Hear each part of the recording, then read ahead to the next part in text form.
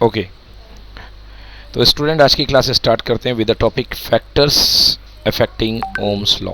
ऐसे कौन से फैक्टर्स Sir, हैं? screen is not presenting. Okay बेटा, कर देता हूँ।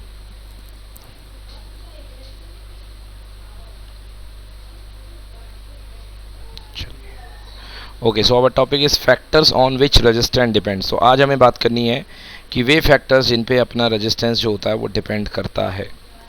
फैक्टर्स जिन पे रेजिस्टेंस डिपेंड करता है। तो resistance in a conductor depends on the following factor. तो बच्चों, मैंने आपको क्या बताया, रेजिस्टेंस क्या होता है। रेजिस्टेंस होती है परेशानी, दिक्कत, ऑब्स्ट्रक्शन, हिंड्रेंस, ऑब्स्टेकल, परेशानी, दिक्कत, ठीक है ना, कठिनाई। किसके रास्ते में? भाई इलेक्ट्रॉन जब फ्लो करता है, इलेक्ट्रॉन के फ्लो करने की वजह से जो होती है करंट बनती है, और इलेक्ट्रॉन की फ्लो करने की रास्ते में जो रुकावट आती है, उसी रुकावट को हम क्या बोलते हैं? उसी रुकावट को हम बोलते हैं रेजिस्टेंस। अब आप मान लीजिए कि आप इलेक्ट्रॉन है थोड़ी देर के लिए और एक सीन क्रिएट करते हैं, देखना उस सीन में क्या होगा। आपको एक सुरंग के अंदर से जाना था, सुरंग के अंदर से आपको जाना था। तो ये बात क्लियर है कि जितनी लंबी सुरंग होगी आपकी दिक्कत उतनी ज़्यादा होगी। अगर लंबी सुरंग होगी तो आपकी दिक्कत उतनी ज़्यादा होगी। So what you can write? You can write R proportional to L, number one. Resistance is proportional to length, first condition. दूसरा, मतलब जितनी लेंथ ज़्यादा होगी उतना ज़्यादा आपको दिक्कत होगी। तो इसी तरीके से the resistance of the conductor is directly proportional to the length of the wire. जितना लेंथ होगा वायर का उतना ज़्यादा रेजिस्टेंस होगा, और जितना कम लेंथ होगा उतना कम रेजिस्टेंस होगा। छोटा वायर दोगे कम दिक्कत होगी, बड़ा वायर दोगे ज़्यादा दिक्कत होगी। So this is called resistance is directly proportional to length. अब दूसरा तरीका देखो, अगर सुरंग का मुंह बड़ा है, एरिया ज़्यादा है, तो आप आराम से निकल जाओगे, टहल टहल के आराम से सुरंग के अंदर से निकल जाओगे। मतलब अगर एरिया ज़्यादा है तो रेजिस्टेंस यानी दिक्कत कम फील होगी। बट यदि एरिया कम है, बिल्कुल पतली सी सुरंग है, तो लेट लेट करके जाना पड़ेगा और बड़ी दिक्कत होगी। ऐसे ही इलेक्ट्रॉन के साथ भी है। तो रेजिस्टेंस, अगर एरिया आपका कम है तो रेजिस्टेंस क्या होगा? ज़्यादा। तो बच्चों ये देखो क्या हो रहा था, पहले लेंथ ज़्यादा तो रेजिस्टेंस ज़्यादा, मतलब लेंथ बढ़ेगी तो रेजिस्टेंस भी बढ़ेगा। तो उसको बोलते थे डायरेक्टली रिलेशनशिप। बट इसमें अगर एक ज़्यादा हो रहा है तो एक कम हो रहा है। देखो, एरिया ज़्यादा तो रेजिस्टेंस कम, और एरिया कम तो रेजिस्टेंस ज़्यादा। तो इसको बोलते हैं इनवर्स रिलेशनशिप, उल्टी रिलेशनशिप। तो आर और एरिया की कैसी रिलेशनशिप है? आर और एरिया की इनवर्स रिलेशनशिप है। तो मैं बोलूँगा R is inversely proportional to area. तो दो चीज़ें आपने पढ़ी, पहला resistance is directly proportional to length, R is proportional to L, and resistance is inversely proportional to area, मतलब R is inversely proportional to A. ये हो गया, ठीक है ना। चलिए, अब तीसरा कंडीशन क्या है? तीसरा कंडीशन है नेचर ऑफ द मटेरियल के ऊपर रेजिस्टेंस डिपेंड करता है। नेचर ऑफ द मटेरियल के, अगर मटेरियल गाढ़ा है, डेंसर है, तो रेजिस्टिविटी हाई है तो रेजिस्टेंस भी ज़्यादा होगा। समझ गए ना? जैसे वही आयरन और सिल्वर वाली बात, आयरन का रेजिस्टेंस ज़्यादा होता है, सिल्वर का रेजिस्टेंस कम होता है। तो रेजिस्टिविटी आयरन की ज़्यादा है, इसलिए आयरन का रेजिस्टेंस ज़्यादा होगा। रजिस्टिविटी सिल्वर की कम है, इसलिए सिल्वर का रेजिस्टेंस कम होगा। तो resistance is directly proportional to resistivity. Resistivity किसका कैरेक्टर है बच्चों? मटेरियल का। समझ गए ना? तो यस, इसके भी प्रोपोर्शनल होता है। दूसरा, लास्ट, टेम्परेचर। अगर आपके पास कोई, आप सुरंग से जा रहे हो, ऐसे सोचो, और आप जा रहे थे बड़े आराम से, किसी ने नीचे सुरंग के आग लगा दी, तो बताओ बच्चों आपकी दिक्कत बढ़ जाएगी कि घट जाएगी? बढ़ जाएगी। बढ़ जाएगी। मतलब टेम्परेचर बढ़ाने से रेजिस्टेंस भी बढ़ता है, क्योंकि दिक्कत बढ़ जाएगी मतलब रेजिस्टेंस बढ़ जाएगा। चलिए अब वन बाई वन करके, हाँ भाई, प्रगति, प्रगति, चलो प्रियांशी, Yes, sir. चलो रीड करो बेटा। Factors affecting resistance depends, first point पढ़ो। Yes, sir. Length of conductor. Resistance R is directly proportional to the length of the conductor. This means resistance increases with increase in length of the conductor.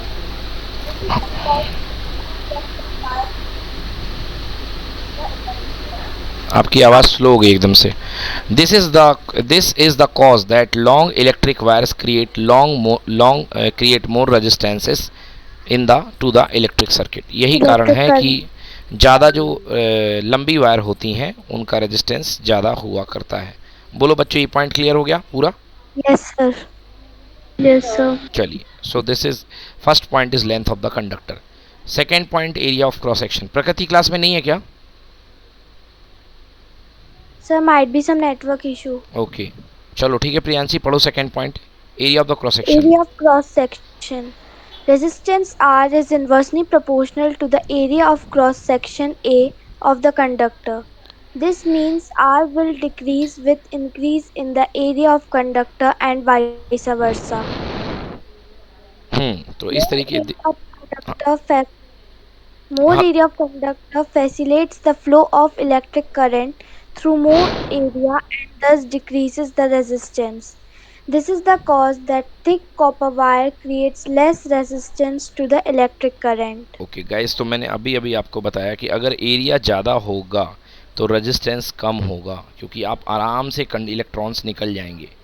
और अगर area कम होगा तो resistance ज़्यादा होगा, तो R is inversely proportional to A. तो बच्चों second point बना लो, R is inversely proportional to A.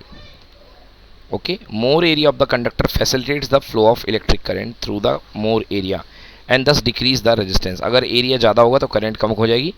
This is the cause that thick copper wire creates less resistance.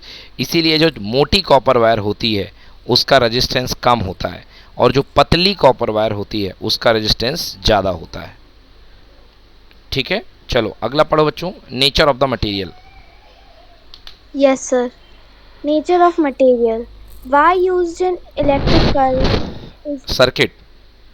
Wire used in electric circuit is made up of different materials and different materials have different value of resistivity P.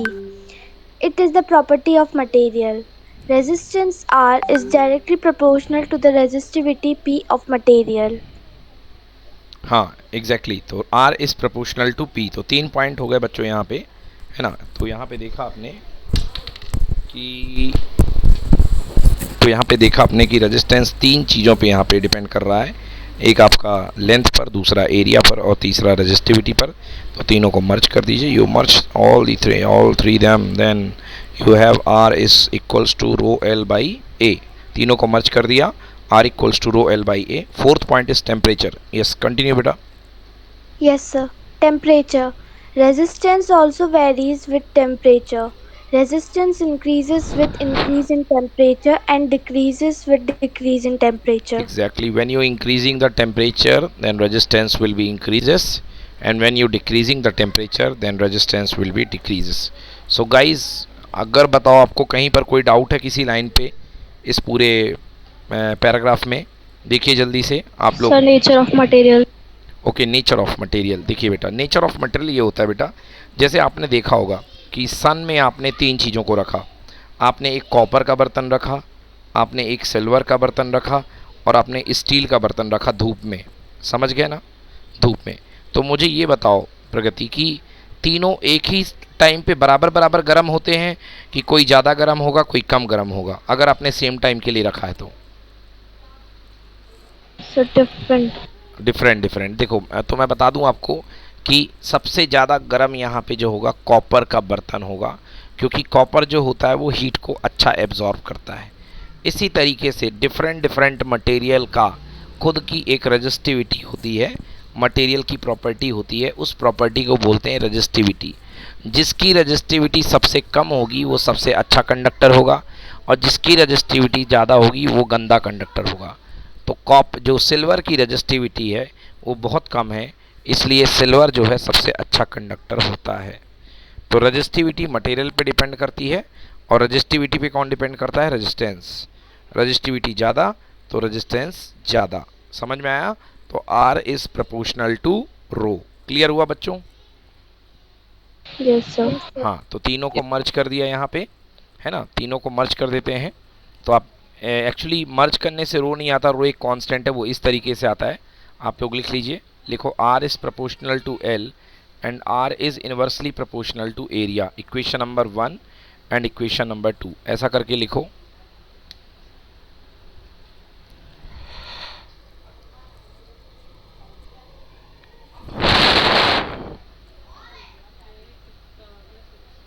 Done sir. Okay,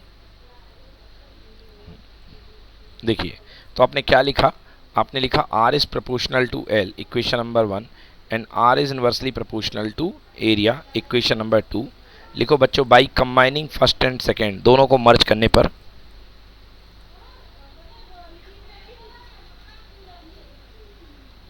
दोनों को merge कर दो तो क्या आएगा, R proportional to L upon A, R proportional to L by A, दोनों को merge कर दिया, R is proportional to L by A. बेटा प्रोपोर्शनल हटता है फिजिक्स में तो कांस्टेंट आता है, तो आर इज इक्वल टू जो कांस्टेंट आएगा उसी को बोलते हैं rho L by A, R proportional to L by A. 13 कहाँ है?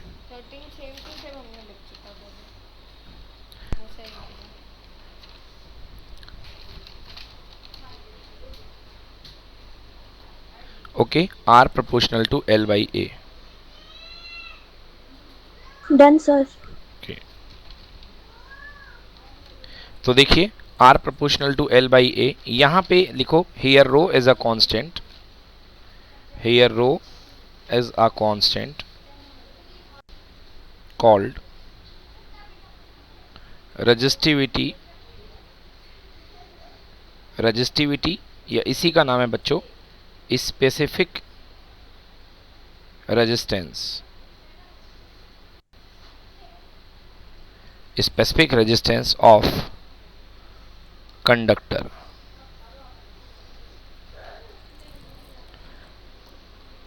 Here rho is constant, is called specific resistivity, so called resistivity और specific resistance। resistivity का दूसरा नाम है specific resistance of a conductor।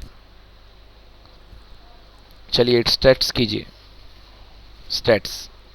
वो कर चुके ना। अरे तो उसकी पूरी आरएस हमने कंप्लीट कर ली थी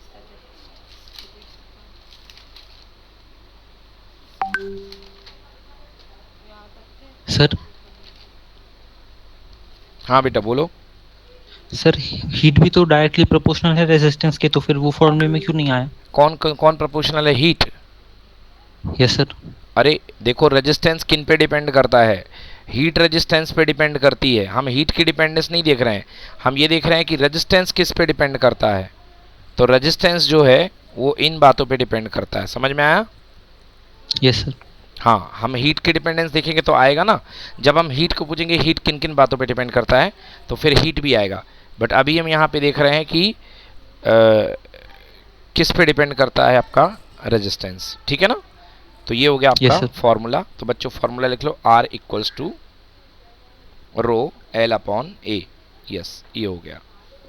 अब यहाँ से अब हम रो को डिफाइन करने जाएंगे। अब हम यहाँ से रो को, बच्चों लिख लिया आप लोगों ने, सब लिखो ने? Yes sir. ओके, चलिए अगला क्वेश्चन लिखिए, डिफाइन रेजिस्टिविटी। डिफाइन रेजिस्टिविटी, चलिए ओके। देखिए नेक्स्ट है, अगला टॉपिक लिखिए बच्चों रेजिस्टिविटी। रेजिस्टिविटी, तो रेजिस्टिविटी क्या होती है आइए देखते हैं। तो बच्चों अभी अभी मैंने बताया आपको, it is the property of material, ठीक है ना। रेजिस्टिविटी क्या होती है? ये मटेरियल की प्रॉपर्टी हुआ करती है, ठीक है ना। यस, लिखिए क्वेश्चन है, define resistivity and right its unit. Okay, resistivity define करो और इसकी यूनिट लिखो। तो रेजिस्टिविटी क्या होती है बच्चों? ये मटेरियल की प्रॉपर्टी हुआ करती है, it's the property of material, ठीक है। अब इसकी यूनिट लिखना आपको, तो कैसे लिखोगे? देखो यूनिट बच्चों, देखो R इक्वल्स टू, अपन ने क्या पढ़ा, रो एल अपॉन ए। तो रो को अकेला कर लो, तो रो इक्वल्स टू क्या आएगा बेटा, R A by L. Rho equals to आएगा R A by L. R को किस में नापेंगे बच्चों? ओम में। रेजिस्टेंस किस में नापा जाता है? कल बताया था ना, ओम में। एरिया किस में नापा जाएगा? Metre square. और लेंथ किस में? मीटर। मीटर से मीटर कैंसिल। बच्चों लिखो resistivity of unit of resistivity ohm metre. Unit of resistivity is ohm meter. Unit of resistivity is ohm meter. Clear? Clear हुआ सभी को? बोलो भाई, नहीं हुआ क्या क्लियर? सर आपने वहाँ पे माइनस का साइन लगाया है. क्या क्या बेटा, क्या बोल रहे हो बेटा? सर माइनस का साइन लगाया आपने वहाँ. अरे माइनस नहीं है बेटा, 2 यूनिट के बीच में ऐसा डैश लगाया जाता फिजिक्स में, समझ गए ना? फिजिक्स में 2 यूनिट Yes, के बीच sir. में डैश लगाया जाता है, ठीक है ना? ना भी लगाओ तो कोई दिक्कत नहीं, मगर वो ओम अगर आप लिख दोगे ना OHM और फिर मीटर यहाँ पे, तो कोई सोचेगा ये स्टाइल में आपने ओम लिख दिया है, तो ऐसा नहीं होता है ना. तो फिजिक्स में 2 यूनिट के Okay, बीच sir. में हमेशा मीटर लगाया जाता है, मतलब डैश लगाया जाता है, ओम मीटर. जैसे आप लिखोगे किलोग्राम सेकेंड, तो किलोग्राम डैश सेकेंड ऐसा करके लिखा जाता है फिजिक्स में. So this is ohm metre. Clear हुआ? Yes, sir. So unit of resistivity is ohm metre. सभी बच्चों को क्लियर है? गर्ल्स सभी लोग बताओ यस की no. Okay Yes, sir. Okay okay बच्चों, ठीक है. चलिए ये हो गया. अगला बेटा अब क्वेश्चन है, देखो define resistivity. Define resistivity. Resistivity को डिफाइन करना. देखो कैसे डिफाइन करोगे बच्चों. हम लोग जानते हैं कि R इक्वल्स टू, हमने क्या पढ़ा? हमने पढ़ा R equals to rho L upon A. अब मैं एक वायर ले लेता हूँ जिसकी लेंथ है 1 मीटर, तो L इक्वल्स टू ले लो 1 मीटर. लिखो L equals to 1 metre. Area कितना ले लो बच्चों? एरिया ले लो 1 मीटर स्क्वायर, मतलब इसका जो क्रॉस सेक्शनल एरिया है ये, ठीक है ना? इसको जानबूझ करके कितना ले लो? ये ले लो 1 मीटर स्क्वायर. इसको आपने 1 मीटर स्क्वायर ले लिया, यहाँ पे पुट कर दो. तो R इक्वल्स टू रो, ऊपर भी 1 और नीचे भी 1, तो आंसर कितना आ गया? R इक्वल्स टू रो. तो क्या बनेगा ये? रो इक्वल्स टू R. अब मैं इसको डिफाइन कर रहा हूँ, देखना.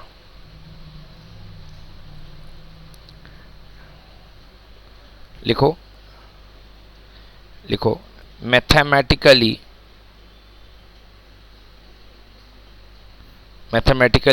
resistivity is equal to, continue करो ना बेटा, हाँ सर मैथ सेम है वो. फिर से करो. Math resistivity is equal to resistance of a wire. Resistivity is equal to resistance of a wire of length 1 meter and area 1 metre square. तो रेजिस्टिविटी किसके इक्वल है? रेजिस्टिविटी उस वायर के रेजिस्टेंस के इक्वल है. रेजिस्टिविटी उस wire के resistance की इक्वल होती है. रेजिस्टिविटी रेजिस्टेंस की वैल्यू के इक्वल है. किसके रेजिस्टेंस के? उस वायर का रेजिस्टेंस जिसका लेंथ 1 मीटर है एंड एरिया कितना है? 1 metre square. So the resistivity is equal to resistance of the wire having a length 1 metre and area 1 metre square. Guys clear? Yes, sir. Okay, so resistivity is equal to the resistance. Specifically आपने resistivity को define किया है कि resistivity resistance की उस value के equal है जिस वायर का लेंथ 1 मीटर है and area is 1 metre square. Clear बच्चों? कोई पूछना तो नहीं है यहाँ पे? No, sir. Okay guys. Sir, I have a question. Yes बेटा, फिर से बोलो. सर आप मैंने ओम्स लॉ में डिफाइन कर रहे थे जब आपने कहा था रेजिस्टिविटी जो है वो एक कांस्टेंट है, पर यहाँ पर रेजिस्टिविटी की वैल्यू कैसे निकालेंगे? रेजिस्टिविटी कांस्टेंट है ना, बट रेजिस्टिविटी को आप मैथमेटिकली डिफाइन कर सकते हो. अगर रेजिस्टिविटी कांस्टेंट तो है, हर मटेरियल के लिए अलग अलग होती है, बट मैथमेटिकली डिफाइन करने के लिए बेटा आपने क्या किया है? मैंने बोला है कांस्टेंट है. बिल्कुल सही बात है, रेजिस्टिविटी एक कांस्टेंट है और कांस्टेंट भी तो भी निकाला जा सकता है, क्या दिक्कत है? R equals to rho L upon A. तो मैंने क्या किया? मैंने एक जानबूझ करके एक वायर ले लिया जिसकी लेंथ 1 मीटर थी, तो लेंथ भी कर दोगे कितनी 1, और एरिया भी कितना कर दोगे बेटा, एरिया भी ले लो 1 मीटर स्क्वायर। तो अगर ये भी 1 है ये भी 1 है, जब दोनों 1 1 हो जाएंगे तो r इक्वल्स टू कितना आएगा, rho into 1/1। So r equals to कितना हो जाएगा, रो। मतलब रजिस्टिविटी जो होगी वो किसके इक्वल होगी, उस रेजिस्टेंस के इक्वल होगी जिस वायर का लेंथ 1 मीटर है और एरिया कितना है 1 मीटर स्क्वायर। बोलो क्लियर हुआ? Yes, sir. Yes, so resistivity is numerically equal to the resistance of the wire having length 1 meter and area 1 meter square. So we can define resistivity from here. Okay? चलो स्वास्थी, noise तो नहीं है आपके background में, शांत है? Yes, sir. हाँ पढ़ो resistivity. It is the Resistivity. It is the property of material since the unit of resistivity since the SI unit of resistance is SI ohm. unit of area. अच्छा resistance, sorry. SI unit of resistance ohm. SI unit of area is meter square and SI unit is meter. Therefore, unit of resistivity is equal to ohm into meter square upon meter, which is ohm meter. बिल्कुल सही। Materials having resistivity in चलिए materials हाँ having एक minute resistivity in एक minute बेटा। So unit of the resistivity rho is equal to, मैंने बता दिया आपको बच्चों, ओम, रजिस्टिविटी आर का ओम, एरिया का मीटर स्क्वायर एंड इसका लेंथ का मीटर, तो मीटर से metre cancel and your answer is ohm metre. So this is the resistivity, unit of resistivity by this formula. तो आप लोग रेजिस्टेंस से बना सकते हो या डायरेक्टली याद कर लो, जो आपकी मर्जी, ऐसा हो जाएगा। ओके हाँ देखिए, material having the resistivity in the range of 10 की पावर -8 ओम टू 10 की power -6 ohm are called very good conductor. बच्चों कंडक्टर की रजिस्टिविटी बहुत अच्छी होती है, और कितनी होती है बच्चों, 10 की पावर -8 ओम मीटर से लेकर के 10 की पावर -6 ओम मीटर। ये यूज़फुल नहीं है, बस ऐसे सीखने के लिए, बताने के लिए, जानने के लिए, just for your general knowledge. So material having resistivity in the range of 10 की power -8 ohm meter to 10 की power -6 ohm meter are considered as very good conductors. Silver has a resistivity of 1.60 into 10 की power -8 ohm meter and copper has a resistivity 1.62 into 10 की power -8। तो देखो silver की slightly कम है, इसलिए silver is the best conductor. Rubber and glass are very bad conductor, क्योंकि इनके rubber and glass are very bad conductor और वेरी गुड इंसुलेटर। ये दोनों बहुत ही गंदे कंडक्टर हैं या बहुत अच्छे इंसुलेटर हैं। इनकी जो रजिस्टिविटी होती है देखो बच्चों कितनी ज़्यादा है, 10 की पावर 12 ओम मीटर से लेके 10 की पावर 17 ओम मीटर। तो आप देख रहे हो, रजिस्टिविटी अगर बहुत कम होगी तो वो कंडक्टर बन जाएगा, और रजिस्टिविटी यदि बहुत ज़्यादा होगी तो क्या बन जाएगा, इंसुलेटर बन जाएगा। प्रकृति समझ में आया? प्रियांशी? Yes sir. ओके समझ में आ गया, क्लियर हो गया? Yes sir. चलिए पढ़िए यहाँ से, materials.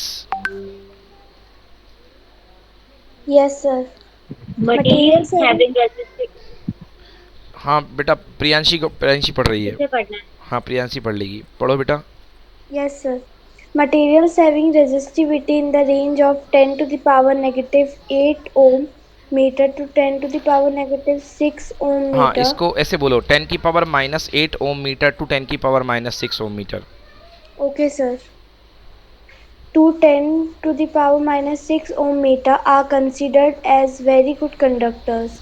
Silver has resistivity equal to 1.60 into 10 to the power -8 ohm meter, and copper has resistivity equal to 1.62 into 10 to the power -8 ohm meter. Next. The second point also. हाँ Rubber and glass are very bad conductors or very good insulators. They have resistivity in the order of 10 to the power 12 ohm meter to 10 to the power 17 ohm meter. So guys this is only for your just general knowledge. आपको केवल ये चीज़ यहाँ पे lesson लेना है कि conductor की resistivity बहुत कम होती है, 10 की पावर माइनस में जाती है, और इंसुलेटर की रजिस्टिविटी बहुत ज़्यादा होती है। अब ये टेबल आपकी बुक में बनी हुई है, ये देखिए कंडक्टर्स की रजिस्टिविटी आप लोग देखिए सारी पावर माइनस में है, तो ये सब की रेजिस्टिविटी बहुत कम है। और इंसुलेटर्स की रेजिस्टिविटी देखें बहुत ज़्यादा है, 10 की पावर 17-18 में है। बीच में ये जो बेचारे हैं, ना यहाँ के ना वहाँ के, इनको बोलते हैं बच्चों एलॉय। तो इनकी रेजिस्टिविटी जो होती है ना, ये थोड़ी इनके बीच में हुआ करती है ना, थोड़ी सी इनकी रेजिस्टिविटी देखिए यहाँ पे। कॉन्स्टेंटन की रेजिस्टिविटी कितनी है, 49 इंटू 10 की पावर -6 है, 44 इंटू 10 की पावर -6 है, और 100 इंटू 10 की पावर -6 है। ये एलॉय है। तो ये रेजिस्टिविटी का जब चार्ट है, ये केवल आपको देखने के लिए है और कुछ भी नहीं है। चलिए अब बात करते हैं वेरिएबल रेजिस्टेंस। तो ये बच्चों एक सर्किट एलिमेंट है। वेरिएबल रेजिस्टेंस मैंने आपको बताया था कि आपके घर में जो फ़ैन लगा होता है, फ़ैन की स्पीड तेज करने के लिए आप 1 2 3 4 5 पे उसको घुमाते हैं ना, है ना। तो that is called variable resistance. ऐसी डिवाइस जिससे आप रेजिस्टेंस को बदल सकें, कम ज़्यादा कर सकें, है ना, अपन बोलते हैं क्या, वेरिएबल रेजिस्टेंस। ठीक है, यस, एक सेकेंड बच्चों, चलो पढ़ो प्रियांशी। वेरिएबल रेजिस्टेंस उसी का नाम है, Yes, sir. Rheostat. The device which is used to vary the resistance in an electric circuit without changing the voltage from the source is called rheostat, and that resistance is called variable resistance. Yes exactly बच्चों, इसका symbol बना लो आप लोग। Variable resistance को या तो ऐसे show किया जाता है, या वेरिएबल रेजिस्टेंस को कुछ इस तरीके से शो किया जाता है। ये एरो कह रहा है कि आप पंखे को जैसे नहीं रेगुलेटर मोड़ सकते, तो आप इस एरो को यहाँ भी ला सकते हो और आगे भी ले जा सकते हो। सो this is called variable resistance. Clear हो गया? Yes, sir. ओके, अगला बच्चों प्रैक्टिकल क्वेश्चन है वेरिफिकेशन ऑफ ओम्स लॉ। तो ये वेरिफिकेशन ऑफ ओम्स लॉ आपको करना आता है एग्जाम में बनाने के लिए कि वेरिफिकेशन कैसे किया जाता है। तो बच्चों बहुत सिंपल होता है वेरिफिकेशन करना ओम्स लॉ के लिए। क्या करना है मैं आपको लैब स्टाइल में बताता हूँ। आपको जाना है अपने स्कूल की लैब में, आपको वहाँ पर दी जाएगी एक बैटरी। तो बच्चों आपको एक बैटरी दी रहेगी, बिल्कुल सही है, 20 वोल्ट की बैटरी दी रहेगी, है ना। सपोज़ मान लो 10 वोल्ट की आपको बैटरी दी गई है। फिर आप क्या कीजिएगा, आप एक एमीटर उठाइएगा, है ना, और एमीटर को ऐसे जोड़ दीजिएगा। ये एमीटर कहलाएगा सीरीज़ में। रास्ते में एमीटर को जोड़ देना। एमीटर का जो दूसरा टर्मिनल होगा उसको उठाना और उसके साथ क्या लगा देना, एक आप जो है उसके साथ एक रेजिस्टेंस लगा देना। ये रेजिस्टेंस आपने लगा दिया और उस रेजिस्टेंस वायर के ऊपर में आप जो है क्या लगा देना, एक वोल्ट मीटर लगा देना। ये देखो वोल्ट मीटर हो गया। और वापस इस तार को ला करके यहाँ पे एक जोड़ देना और ज़्यादा हो तो एक प्लग की लगा देना। बच्चों ये बन गया आपका ओम्स लॉ का एक्सपेरिमेंटल सेटअप। तो कॉपी में बना लो, this is called what, experimental setup of Ohm's law. Experimental setup of Ohm's law मतलब कहने का ये है कि जब आप ओम्स लॉ का एक्सपेरिमेंट करोगे ना लेबोरेटरी में जाके, उसमें अपने फिजिक्स लैब में जाके, तो आप लोग को ये सर्किट बनाना पड़ेगा, ऐसे कनेक्शंस आपको करने पड़ेंगे। बोलो बच्चों, क्लियर हुआ? Yes sir. हाँ, क्या क्या लगाया आपने बच्चों? बैटरी ले ली, के प्लग की ले ली, के ये एमीटर है, ये रेजिस्टेंस और इसके क्रॉस वोल्ट मीटर है। तो आप इस डायग्राम को ऐसे भी बना सकते हो, देख लो। ये आपने बैटरी इस तरफ ले ली है, मैंने नीचे ली थी, इन्होंने ऊपर ले ली है। यहाँ पे एमीटर ले लो और यहाँ पे रेजिस्टेंस है, रेजिस्टेंस के अक्रॉस क्या ले लिया, वोल्ट मीटर, ठीक है ना। और क्या नहीं लगा इन लोगों ने, की, प्लग। तो प्लग मैंने लगा दिया, ये लो बना लो बच्चों।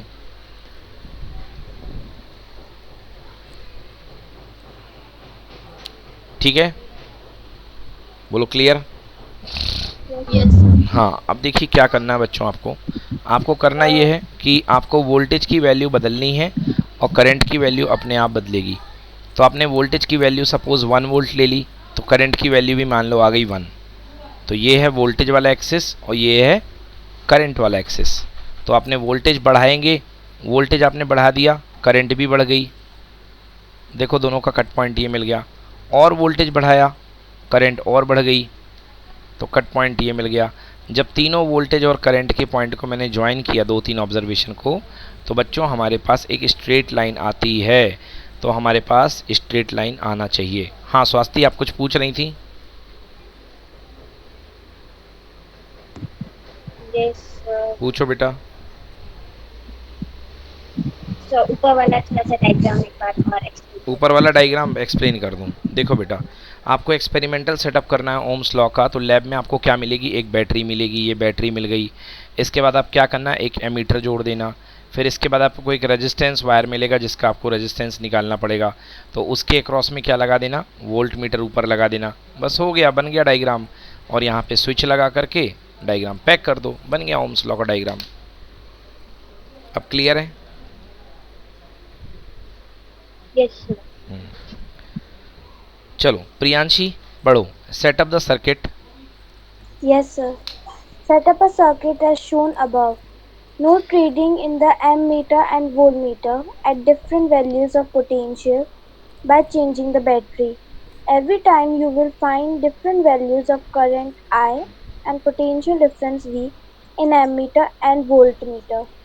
Plot these values on graph and observe the nature of the graph. The graph of V potential difference versus I electric current is always a straight line. हाँ बिल्कुल सही बच्चों, वी आई का ग्राफ बनाएंगे आप लोग। तो क्या करेंगे, पहले बैटरी का वोल्टेज लिख लेंगे और उस समय करंट लेंगे, फिर बैटरी का वोल्टेज बढ़ा दोगे बच्चों, करंट देखना अपने आप बढ़ जाएगी, फिर बैटरी का वोल्टेज और बढ़ा देना, करंट और बढ़ जाएगी। इस तरीके से 2-4 पॉइंट ले लेना और 2-4 पॉइंट को ज्वाइन कर देना, और 2-4 पॉइंट को ज्वाइन करने पर अगर आपकी स्ट्रेट लाइन आ गई, वोल्टेज और करंट की वैल्यू को ज्वाइन करने पर स्ट्रेट लाइन आ गई, this means this is the verification of Ohm's law. Straight line आना मतलब ओम्स लॉ फॉलो हो रहा है। बोलिए, सभी को समझ में आया? Yes sir. बच्चों सबको क्लियर है? कोई दिक्कत किसी को? No sir. ओके, तो ये बच्चों ओम्स लॉ। ओम्स लॉ यही कहता है कि जब आप वोल्टेज और करंट में ग्राफ खींचोगे तो कैसा आएगा, स्ट्रेट लाइन आएगा। वोल्टेज और करंट में ग्राफ जो आएगा स्ट्रेट लाइन आएगा। अब आप मुझसे सवाल पूछ सकते हो, सर स्ट्रेट लाइन क्यों आता है? क्योंकि ओम्स लॉ का इक्वेशन क्या है, V प्रोपोर्शनल टू I और V इक्वल्स टू RI।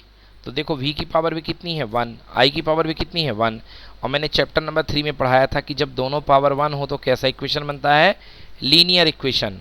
और लीनियर इक्वेशन में कैसी आती है स्ट्रेट लाइन, जो कर्व आएगा वो कैसी आएगी, स्ट्रेट लाइन आएगी। तो लिख सकते हो फ्रॉम द अबव डिस्कशन हम कह सकते हैं I प्रोपोर्शनल टू V, तो I is equal to V upon R। This is what, this is ohm's law. Clear हुआ? हेलो बच्चों बोलो, क्लियर हुआ? Yes sir. हाँ एक बार सभी लोग अपनी अपनी, हाँ बेटा बोलो, बोलो नितेश। सर क्लियर हो गया। ओके ठीक है नूप, तो ठीक है, इसको अच्छे से कर लीजिएगा, एग्जाम में आता है। अब पढ़ते हैं बच्चों resistance of the system of resistors. बच्चों लिखो resistance of system of resistors. अब आप कई रेजिस्टेंस को लेकर के एक साथ जोड़ रहे हो, तो हमको पढ़ना है resistance of the system of resistors.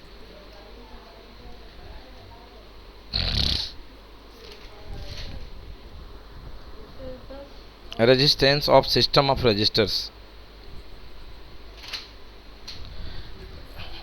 System of resistors का रेजिस्टेंस आपको करना है। देखिए कैसे करेंगे, देखिए आपके पास कुछ रेजिस्टेंसेस हैं, आप उनको जोड़ने वाले हैं। तो पहला कॉम्बिनेशन है बच्चों हमारे पास जिसको नाम है रजिस्टर्स इन सीरीज़, मतलब सीरीज़ कॉम्बिनेशन। ये देखिए ये कहलाता है सीरीज़ कॉम्बिनेशन। तो अपन क्या करें, मार्केट से बच्चों मैंने 3 रेजिस्टेंस ले आए, मैं यहाँ पे आपको बता रहा हूँ सीरीज़ कॉम्बिनेशन। ये देखिए, तो मैंने क्या करा बच्चों, मार्केट से मैंने 3 रेजिस्टेंस ले आए। एक रेजिस्टेंस है R1, दूसरा रेजिस्टेंस है R2 और तीसरा रेजिस्टेंस है R3। 3 रेजिस्टेंस है, मैंने तीनों को मैंने सीरीज में जोड़ दिया। सीरीज का मतलब होता है एंड टू एंड। ये है R1, ये है R2 और ये है बच्चों R3। तो मैंने एंड टू एंड कनेक्ट कर दिया, R1 R2 R3, और ये मैंने इसके अक्रॉस क्या लगा दी, बैटरी लगा दी। ये बैटरी है V, ये V बैटरी है। बच्चों जैसे मैं कर यहाँ से बैटरी कनेक्ट करूँगा, आप मुझे बताओ बोलो करंट फ्लो होगी कि नहीं होगी? होगी। और क्योंकि एक ही रास्ता है तो पूरे पाथ से एक ही करंट फ्लो होगी। बोलो बच्चों, एक ही करंट फ्लो होगी कि अलग अलग होगी? बताओ, एक ही रास्ता है तो सर एक ही करंट फ्लो होगी। ओके ठीक है, एक ही करंट जाएगी। अब जैसे ये करंट जाएगी तो इसके ऊपर जाएगी। मान लो तुम अपने घर से बहुत तेज़ एनर्जी लेके गए, गड़ बहुत तेज गए, और तुम्हारे रास्ते में पहली बार कंकड़ पत्थर मिले, तो तुम्हारी एनर्जी का थोड़ा सा हिस्सा गिर जाएगा इसके ऊपर, उसको बोला गया V1।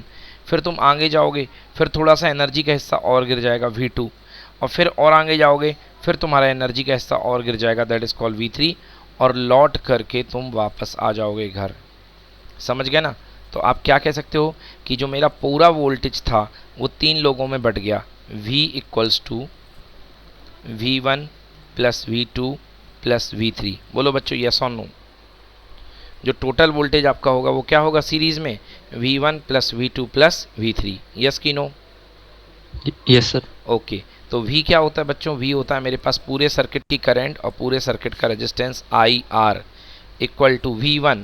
V1 मतलब करंट जा रही है I1, यहाँ से करंट जा रही है I, और रेजिस्टेंस कितना है R1। So you can right इस वाले की जो एनर्जी गई वो कितनी हो जाएगी बेटा? इसका जो वोल्टेज ड्रॉप हुआ वो हो जाएगा IR1। अगले का क्या हो जाएगा? IR2। अगले का क्या हो जाएगा बच्चों? IR3। तो देखो I into R equals to I ले लो common, in bracket R1 plus R2 plus R3, I से I cancel. So your answer series में जो नेट रेजिस्टेंस आएगा बच्चों उसको R भी बोलते हैं। R series equals to R1 plus R2 plus R3। सभी लोग नोट करिए और नहीं बना तो फिर से पूछिए। चलो नोट करो जल्दी से। Sir please explain once again. Okay बेटा, वंस अगेन एक्सप्लेन कर देता हूँ, डोंट वरी। नोट कर लो पहले एक बार, फिर एक्सप्लेन करता हूँ। तो मेरा डाउट था, जो ग्रुप डिस्ट्रीब्यूशन अगर अपन को दिया जाए ग्रुप डिस्ट्रीब्यूशन फ्रीक्वेंसी टेबल बनाने, तो उसमें टैग मार्क नहीं करना पड़ता?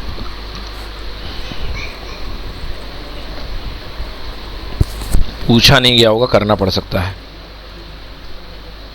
उसमें भी होता है। नोट कर लिया? रफ करूं? Yes sir. चलिए यस सर। चलिए फिर से देखिए, एक बार फिर से बताता हूं मैं बच्चों आपको। सीरीज कॉम्बिनेशन बेटा क्या है? मैं मार्केट से 3 रेजिस्टेंस लेकर के आया। पहला R1, दूसरा resistance second resistance R2 and third resistance R3। मैंने इन तीनों को सीरीज में कनेक्ट कर दिया and I have given the applied the voltage V across them. So guys, I have applied the voltage V here. So let's I current is flowing from them. Then I can say पूरे resistance से कितनी current जा रही है? I।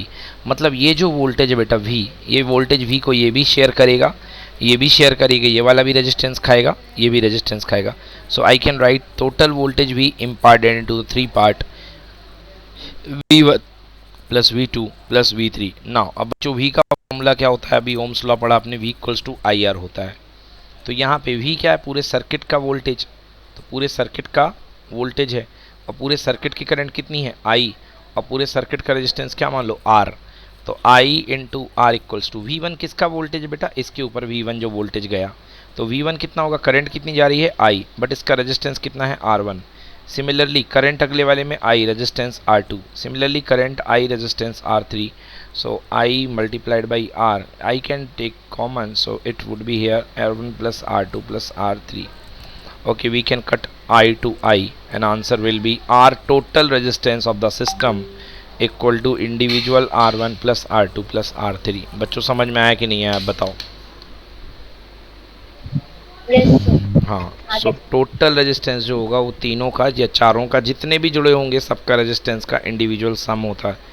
तो अब स्वास्थी मेरे को बताओ बेटा, सीरीज कॉम्बिनेशन में जो रेजिस्टेंस निकल करके आ रहा है सिस्टम का, वो बढ़ करके आ रहा है कि घट करके आ रहा है?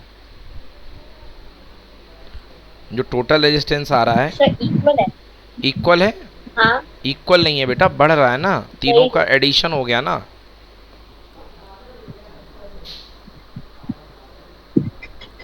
तीनों का एडिशन हो गया ना बेटा रेजिस्टेंसेस का, तो बढ़ गया ना। समझ में आया? तो मतलब सीरीज कॉम्बिनेशन में रेजिस्टेंस बढ़ जाता है ना। तो सीरीज कॉम्बिनेशन में रेजिस्टेंस इंक्रीज कर जाएगा। ठीक है बच्चों, बोलो क्लियर सभी लोग? Yes sir. Aryan, Divya, Mukesh, Nitesh, yes sir. हाँ, Yes. अनूप, चलो ठीक है। So this is called series combination. तो हाँ बेटा बोलो। Sir, but where this thing is used? Where this thing is used? Series combination. Beta, might you have seen the series we using during the Diwalis? Yes or no? Yes, sir. हाँ, so that is the series combination. आपने देखा होगा उसमें अगर एक bulb fuse हो जाता है तो आगे की पूरी सीरीज फ्यूज हो जाती है, हाँ या ना? Yes, sir. हाँ, तो बिकॉज वो सीरीज रहता है तो अगर एक कनेक्शन ब्रेक हो जाता है तो आगे का पूरा कनेक्शन ब्रेक हो जाता है. That is series combination. Clear?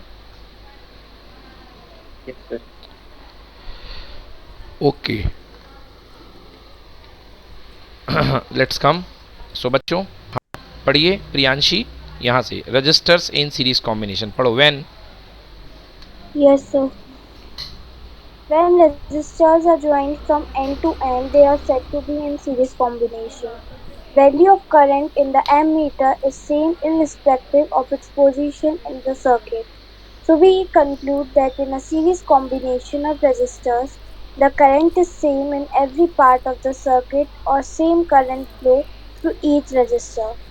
If we add potential difference across each one of resistors R1, R2 and R3, then we get V is equal to V1 plus V2 plus V3, or IR is equal to IR IR1 plus IR2 plus IR3. I and I get cancelled out and we have the final R equals to R1 plus R2 plus R3. Clear हुआ?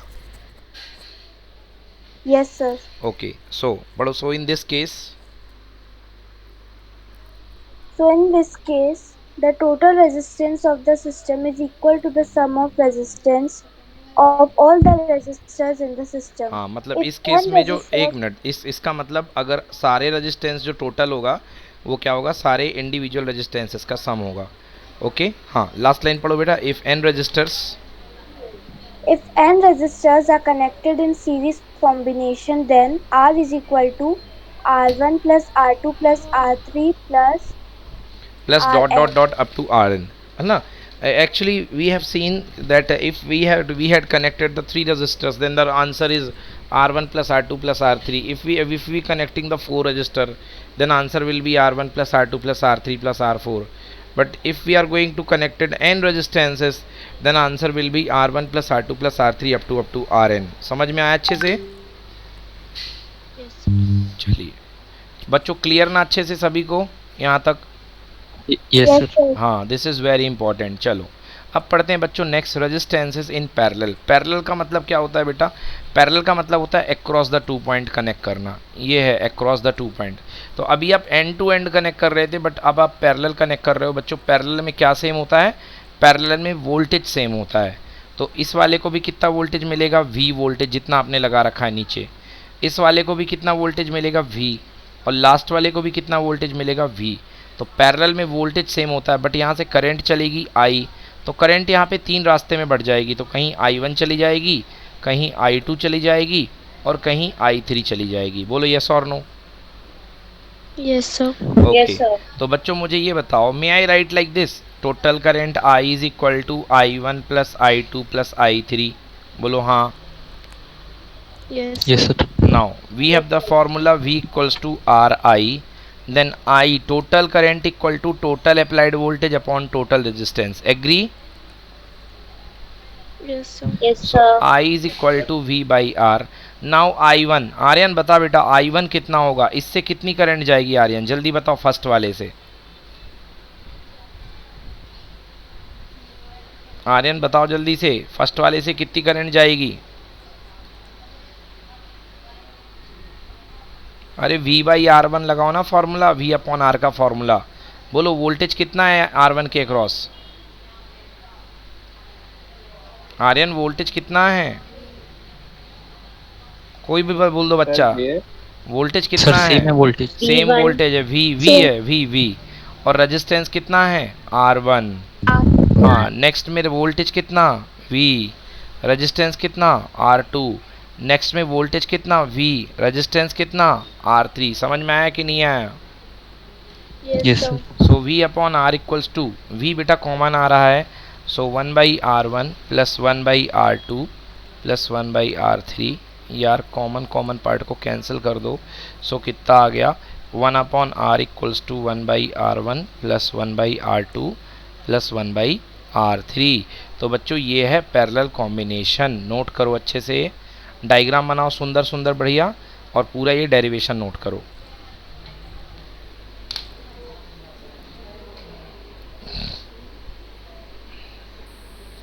Sir एक बार और explain कर दीजिए sir. हाँ बेटा, फिर से explain कर देता हूँ। देखो, चलो फिर से फ्रेश पेज में देखिए सभी लोग, दिमाग इधर लगाइए सभी लोग। देखिए बच्चों, पैरेलल कॉम्बिनेशन का मतलब ही होता है दो पॉइंट के क्रॉस।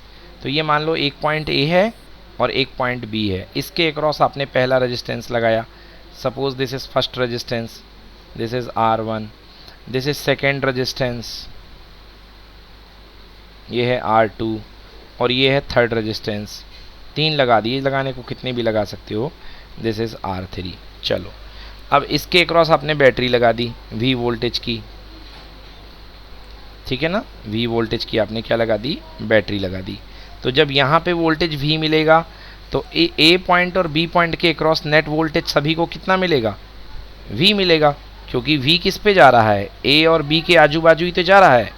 तो R1 को भी कितना मिलेगा, V मिलेगा। R2 को कितना मिलेगा बेटा अनूप, R1 को भी V ओनली, वेरी गुड। तो R2 को भी V मिलेगा और R3 को भी कितना मिलेगा बेटा, V मिलेगा। चलो बट करंट के हाल देखो, यहाँ से करंट चली I, तो यहाँ पे तीन रास्ते हैं, तो करंट बढ़ जाएगी। इसमें गई I1, इस पे गई I2 और इस पे गई I3। चलो तो हम क्या लिख सकते हैं भैया, हम लिख सकते हैं total current I may be written as the sum of I1 plus I2 plus I3। Now the formula is V equals to RI, so I is equals to कितना होगा, V अपॉन R। बोलो yes की no. Yes sir. Yes, so I is equals to V by R। Now first वाले की current कितनी होगी, voltage है V और रेजिस्टेंस है R1, तो यहाँ से जो करंट जाएगी I1 वो रजिस्ट कितनी होगी, V upon R1। So you can write here V upon R1 plus V upon R2 plus V upon R3। So V by R, V take as a common, so 1 by R1 plus 1 by R2 plus 1 by R3। बच्चों V से V क्या हो गया, cancel. क्या result निकल करके आया, 1 upon R equals to 1 upon R1 plus 1 upon R2 plus 1 upon R3। बोलो अब क्लियर है सभी को। Yes sir. हाँ, तो Yes, sir. ये पैरेलल में था, तो अपनी याददाश्त के लिए आप यहाँ पे लिख लो R पैरेलल 1 अपॉन RP। चलो नोट करो अच्छे से। 14.2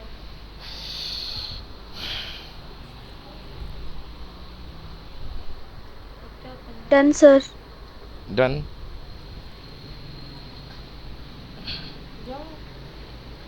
ठीक है, इसको नोट करो second part.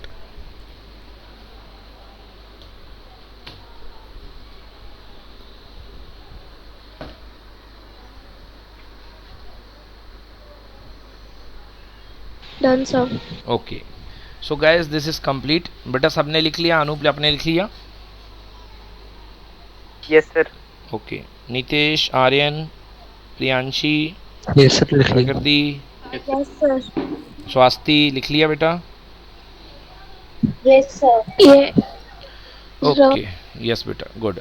So this is your parallel combination. चलो पढ़ो प्रियांशी, इन पैरेलल कॉम्बिनेशन कहाँ से पढ़ोगी, एक मिनट। हाँ, यहाँ से पढ़ो, रजिस्टर्स इन पैरेलल पढ़ो। When, Yes, sir. When resistors are joined in parallel, they are said to be in parallel combination. Okay, In parallel combination, the potential difference across each resistor is equal to the voltage of the battery applied.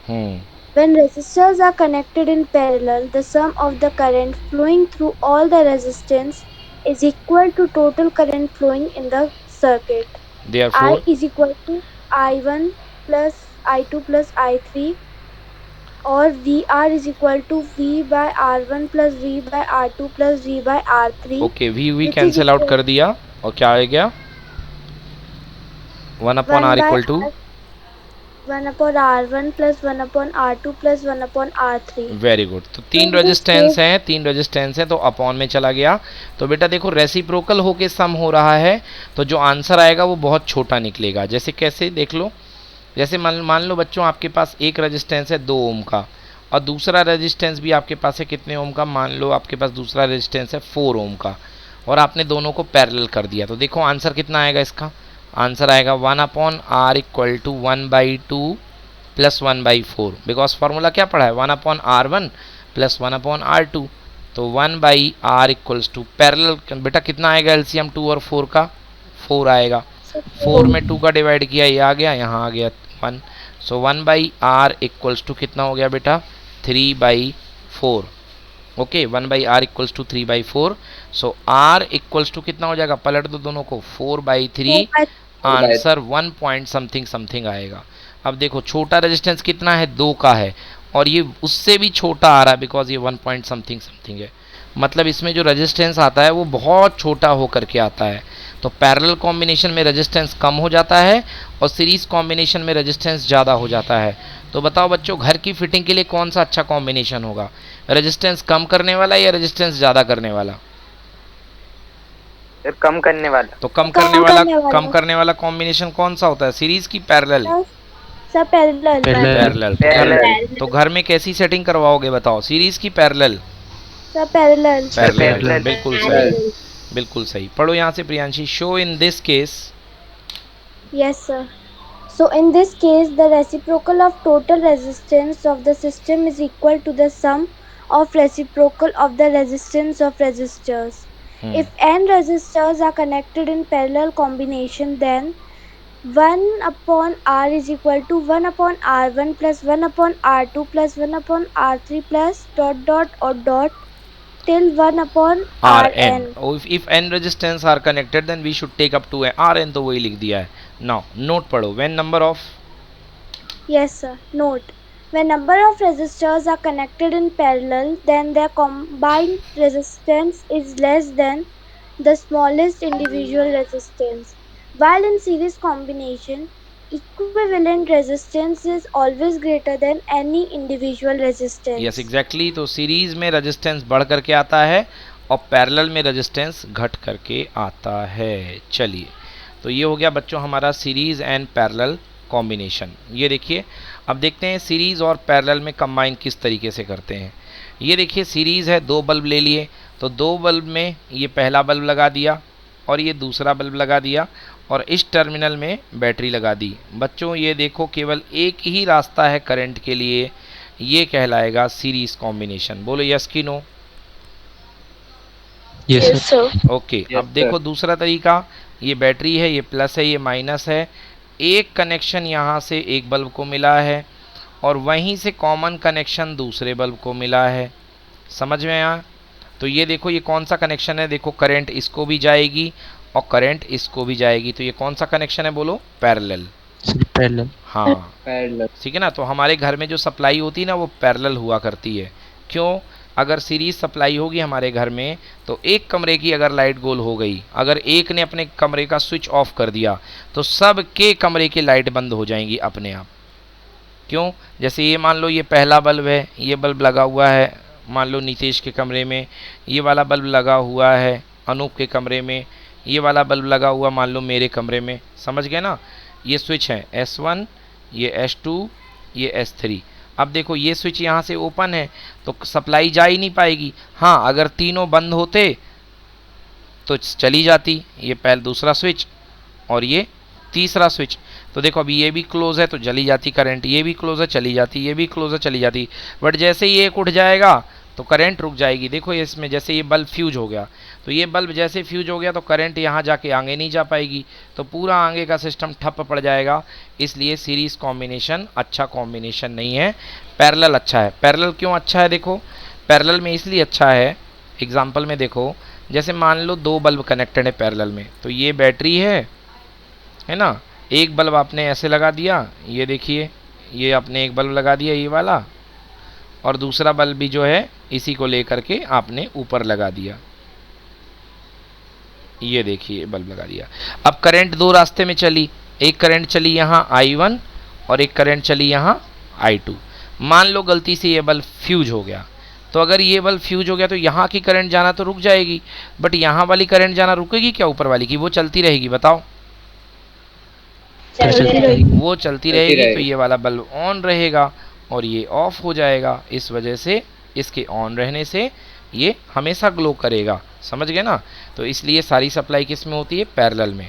तो question लिखो बच्चों, very very important, ये exam में बहुत बार आया है और इस बार भी आएगा। What are the advantage of parallel connection, what are the advantage of parallel connection, समझ गए ना। पैरेलल कनेक्शन, तो मैंने क्या बताया, एक चीज़ पैरेलल कनेक्शन का फ़ायदा क्या है, सीरीज़ कॉम्बिनेशन में अगर आपका एक भी एलिमेंट अगर फेल हो गया तो पूरा का पूरा सिस्टम फेल हो जाएगा, नंबर 1, ठीक है ना। अगर एक भी स्विच को आपने ऑफ किया तो सारे के सारे ऑन रहेंगे तो भी मतलब नहीं, सब ऑफ हो जाएगा, that is called parallel connection, है ना, ये हो जाएगा। तो उसमें ऑन ऑफ करने का चक्कर है कि सारे ऑन रखो तो सारे ऑन रहेंगे, अगर एक भी ऑफ किया तो सब ऑफ हो जाएंगे।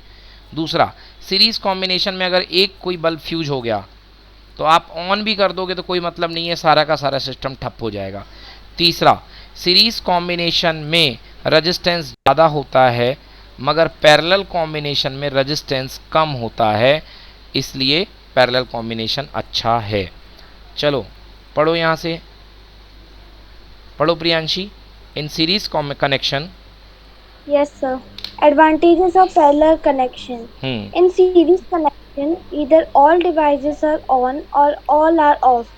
But in parallel connection, devices can be selectively switched on or off. Second, series connection, if one device fails, all will turn off. But in parallel connection, if one device fails, rest all work fine. Third, in series connection, all devices will get same current, but in parallel connection, different devices need different current for working power. बिल्कुल सही, for proper working, सही बात है। देखिए जैसे आपको क्या है, आपने कह दिया कि आपने एक लाइन में, एक आपके पास कॉमन लाइन है, अब उसी कॉमन लाइन में आप कह दो कि मैं टीवी चला लूँ, क्योंकि टीवी की करंट रेटिंग अलग होती है, रेफ्रिजरेटर की